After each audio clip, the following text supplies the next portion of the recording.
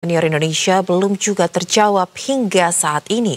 Belakangan nama Sinteyong bergema untuk kembali melatih timnas dan bak gayung bersambut. Sinteyong bahkan belak-belakan berbicara terkait dengan ketertarikannya untuk kembali menakodai timnas.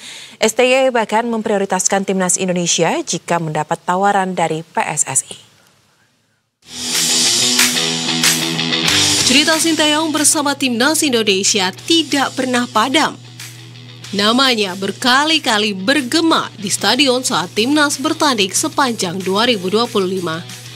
Berakhirnya kerjasama Patrick Kluivert dengan PSSI tak pelak memunculkan rumor Sinteyong akan kembali menangani timnas senior.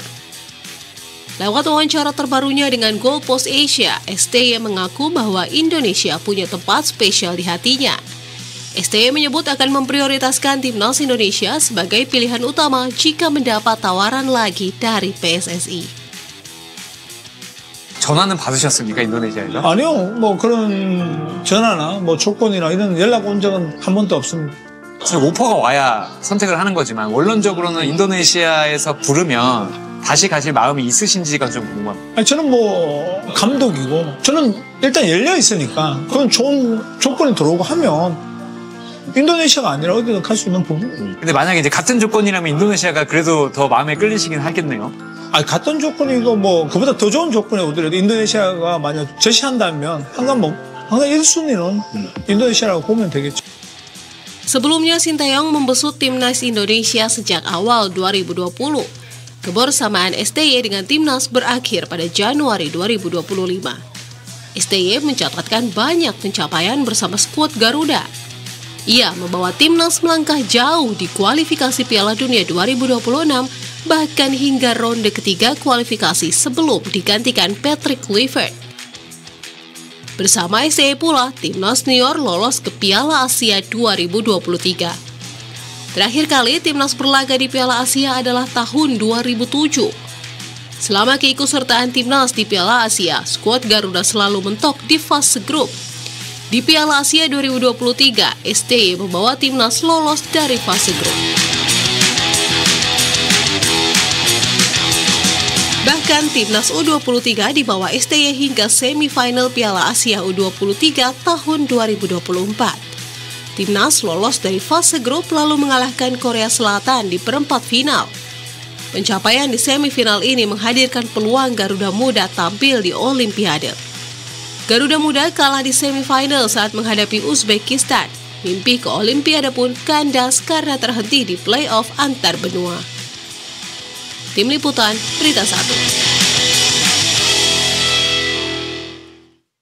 Dan pemirsa, untuk membahas lebih lanjut terkait dengan hal ini, kita telah terhubung secara virtual dengan sejumlah narasumber. Di antaranya ada penasehat Semen Padang FC Andre Rosiade dan juga pengamat sepak bola Anton Sanjoyo atau Bung Joy.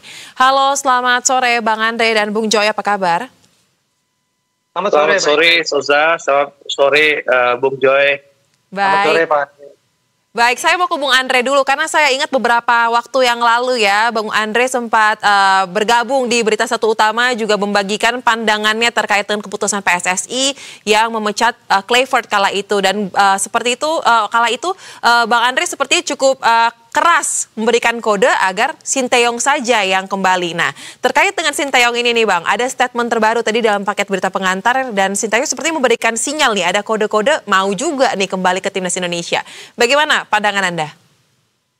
Iya, saya 2 bulan yang lalu itu berangkat ke Seoul ya, ketemu dengan Coach Shin. Sesaat Coach Shin sebelum mentandatangani kontrak dengan Ulsan Hyundai waktu itu. Nah, saya merasakan bahwa Coach Shin itu memang punya ikatan batin dengan Indonesia dan beliau memang berharap suatu saat bisa kembali ke Indonesia menjadi pelatih timnas. Itu yang saya rasakan di persepsi saya dan pandangan saya terhadap Coach Shin waktu saya bertemu 2 bulan yang lalu di Seoul, Korea Selatan. Jadi bagi saya tidak ada yang aneh pernyataan Coach Shin yang barusan ditayangkan itu, bahwa Coach Shin ingin kembali ke Indonesia, itu hal yang wajar dan lumrah. 2 bulan yang lalu saja saya merasakan beliau memang kalau ada kesempatan ingin kembali ke Indonesia. Jadi hal itu lumrah dan wajar gitu loh. Baik, hanya permasalahannya tinggal mau nggak federasi mengajak Coach Shin kembali ke Indonesia. Betul. Nah, lalu kenapa kita lebih untung sebenarnya kalau Coach Shin itu kembali ke Indonesia? Pertama ya, kalau bagi saya soal kultur beliau memahami Indonesia, soal permainan dan soal pemain liga beliau tahu soal sepak bola Indonesia. Yang ketiga, kita sama tahu sejak Pak Erick Thohir jadi Menpora, otomatis PSSI tidak lagi mendapatkan kue APBN. Ya, itu catat nih pernyataan saya. Nah, otomatis kan PSSI kehilangan pemasukan dari APBN. Apalagi kita harus bayar kompensasi nih 14 Belanda ini. Pelatih yang bikin kita gagal ke Piala Dunia. Nah, berarti kan keuangan PSSI kan terganggu dalam tanda kutip. Nah, kalau kita mengambil Coach Shin, selain tadi alasan-alasan yang saya sampaikan, secara ekonomis dalam tanda kutip kita bisa mendapatkan Coach Shin Taeyong ini gratis gitu. Karena selama ini kan kita harus bayar kompensasi Coach Shin.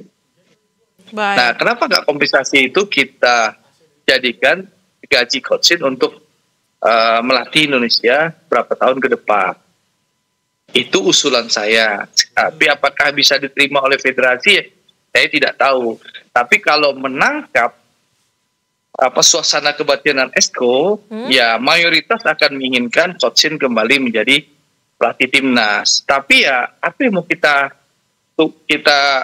harapkan? Kewenangan ini kan dari federasi. Sampai sekarang rapat Esko itu nggak pernah mulai rapat Esko untuk melakukan evaluasi kegagalan belum ada. Apalagi rapat Esko untuk memutuskan siapa pelatih timnas kita. Mungkin ketua umumnya masih sibuk kali, gitu loh. Saya juga nggak ngerti. Setahu saya para Esko sudah meminta, tapi sampai sekarang belum dijadwalkan. Baik. Mungkin Bang Joy lebih tahu lah daripada saya, karena beliau lebih senior kan. Baik, nah kalau begitu boleh nih tanggapannya Bung Joy terkait dengan respon dari Shin Taeyong ya, kalau Bang Andre ternyata sudah mengetahui sinyal-sinyal tersebut saat ia berkunjung ke Seoul. Nah kalau Anda melihat bahkan Shin Taeyong mengatakan memprioritaskan Indonesia dibandingkan jika ada tawaran-tawaran lainnya. Bagaimana kira-kira prospeknya untuk bisa kembali ke Indonesia, apalagi tadi Bang Andre juga sudah menjelaskan ya kurang lebih apa yang ia ketahui tentang suasana kebatinan di federasi sendiri. Ya, kalau saya mencoba netral saja ya.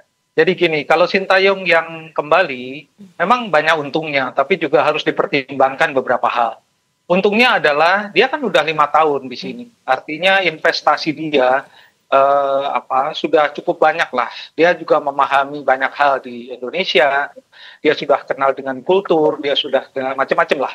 Pokoknya investasi 5 tahun itu berharga sekali. Dan pencinta dia di sini kan juga luar biasa besar.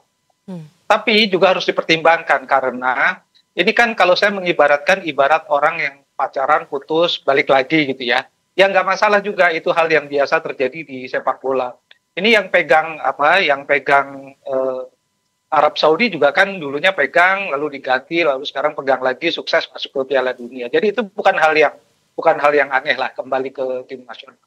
Cuma persoalannya begini, saya harus memastikan, Esko harus memastikan bahwa persoalan-persoalan yang membuat dalam tanda kutip STY waktu itu dipecat itu harus diselesaikan di awal. Misalnya wacana soal komunikasi kan yang muncul waktu itu soal komunikasi STY lah. Kemudian soal ada pemberontakan di dalam tanda kutip di ruang ganti, itu menurut saya harus diselesaikan di awal kalau memang STY mau kembali. Yang kedua adalah soal Esko, betul tadi kata Pak Andre ya. Esko ini harus satu suara. Kalau tidak akan terjadi faksi-faksi lagi di dalam Esko. Karena kita tahu ketika pemecatan STY yang saya ingat betul yang muncul pertama kan bukan dari mulut Erick Thohir, tapi dari mulut seorang Esko yang nge-tweet gitu. Itu artinya sebetulnya gibah tentang STY yang mau dipecat itu kan mungkin sudah menjadi gibahan sehari-hari di lingkungan Esko. Sehingga itu menurut saya yang harus diperbaiki. Seandainya STY kembali, Esko ini harus bulat. Ya, nggak boleh lagi ada faksi-faksi di mana menurut saya karena memang ada faksi-faksi lah itu apa kenyataannya itu nggak boleh lagi ada. Nah ini harus dipersatukan karena menurut saya itu yang akan membuat apa perjalanan STY nanti kalaupun dia kembali itu akan menjadi duri dalam daging gitu. Nah ini yang menurut saya harus diperhatikan juga. Yang lainnya adalah STY ini menurut saya harus fokus kerjanya, ya. Jangan lagi dia dibebani terlalu banyak pekerjaan kalau memang dia mau kembali. Dia kalau misalnya dia pegang senior kemudian pegang U23 menurut saya itu wajar. Karena U23 ini kan lanjutannya langsung ke senior, tapi dia jangan dibebani terlalu banyak. Karena dia punya tugas lain sebetulnya, yaitu dia harus menelurkan ilmunya kepada pelatih-pelatih domestik yang menurut saya tidak jalan kemarin. Jadi menurut saya prasyarat itu harus dipenuhi dulu di depan. Harus ada pembicaraan yang detail mengenai itu kalau STY mau kembali. Saya rasa begitu. Baik. Nah, karena dari tadi kita sepertinya mengerucut ya terkait dengan pembahasan dinamika yang terjadi di federasi. Nah, mungkin ke Bang Andre boleh nih Bang terkait dengan penegasan kembali. Apakah Anda sepakat jika publik menilai terkait dengan persoalan ego lah yang menjadi batu sandungan mengapa federasi sampai dengan saat ini masih menggantung terkait dengan siapa yang menjadi pengganti Kluivert dan juga termasuk memutuskan Sinteyong untuk kembali atau tidak? Ya, memang di federasi kita harus jujur akui memang ada pihak yang menolak Sintayong kembali. Siapa pihak itu? Tentu pihak itu yang milih Kluivert jadi pelatih timnas kemarin. Ya, silakan publik menerjemahkan. Itu yang pertama. Yang kedua, soal komunikasi. Saya rasa kan sudah sebenarnya kalau kita lihat sebenarnya Coach Shin itu tidak punya masalah sebenarnya dengan komunikasi dengan pemain. Itu Bang Joy bisa lihat bagaimana waktu Sintayong dipecat oleh PSSI begitu bagaimana komentar pemain-pemain timnas yang mengucapkan terima kasih dan memberikan salam perpisahan kepada Sintayong secara terbuka. Bandingkan terhadap PT Kluivert kan beda. Itu menunjukkan sebenarnya masalah komunikasi itu sebenarnya tidak ada. Hanya mungkin Coach Shin berbeda pendapat dengan berapa orang pemain ya, 1-2 pemain. Salah satu pemain yang pertama yang itu disebut JJ itu, yang minta pulang sebelum pertandingan lawan Cina, minta paspornya dibalikin. Saya tahu cerita itu. Ya, lalu ada juga pemain yang bilang, pemain yang sama itu bilang Sintayong out atau saya yang keluar. Disampaikan di depan Pak Marji dan dokter timnas. Nah, bagi pembela pemain itu, saya sebut nama Pak Marji dan dokter timnas. Sampai hari ini, detik ini, Pak Marji sebagai manajer timnas tidak pernah membantah pernyataan saya. Ya, jadi tolong teman-teman pendukungnya, marilah rasional dan objektif itu loh. Kalau memang saya bohong pasti dibantah oleh Pak Marji, kan sederhana. Nah, itu salah satu permasalahan Coach Shin dengan pemain. Sisanya ya mungkin berbeda pandangan, berbeda pendapat saja. Soal taktika di lapangan itu hal yang wajar dan lumrah gitu loh. Jadi kalau komunikasi saya rasa tidak ada permasalahan terlalu berat ya dengan pemain.